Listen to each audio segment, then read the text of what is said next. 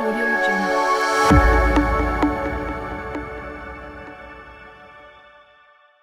So the great news is that all the work that you've likely already put in, it's going to help you in this next evolutionary step of AI.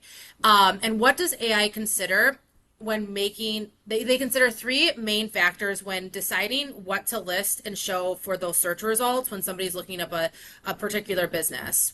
So the first part is what's called structured data.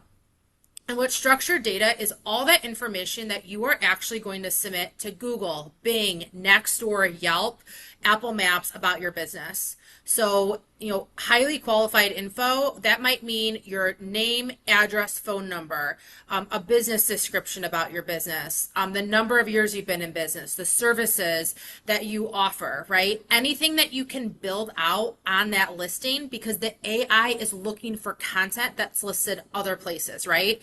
That structured data also is what's on your website, right? So it's crawling all the search engines, the information that you've submitted to the search engines, the information that you've submitted on your company website.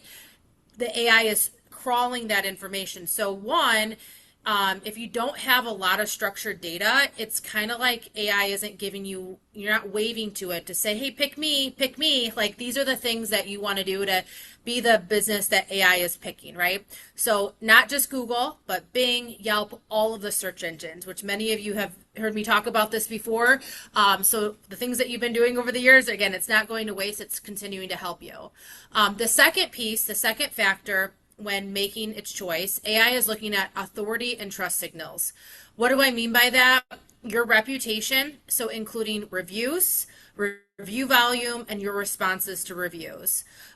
This also is how you've traditionally ranked in the typical search. This is how you've typically ranked in the traditional search results. It's always helped. Google's ranked businesses with more reviews, responses, at the top of the search engines because it's like, well, that's a business that people obviously like. They're clearly in business if they're getting a lot of reviews. They're clearly responding to the reviews. They're in business.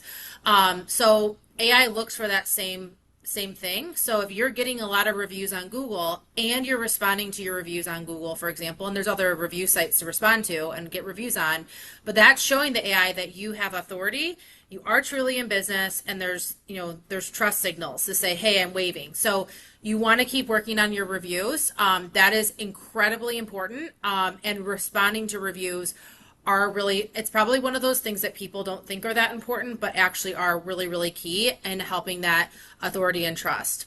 And then the third factor is going to be freshness and engagement. So, I want to wave my hand and be like, hey there, I'm still in business. I'm still active, right? So if you update your content, once a year versus updating, every couple months, it's also showing that you are in business. Why would you update your content if you're not in business, right? Reviews are new content. Review responses, it's actually new content. So it kind of goes hand in hand with that freshness and engagement.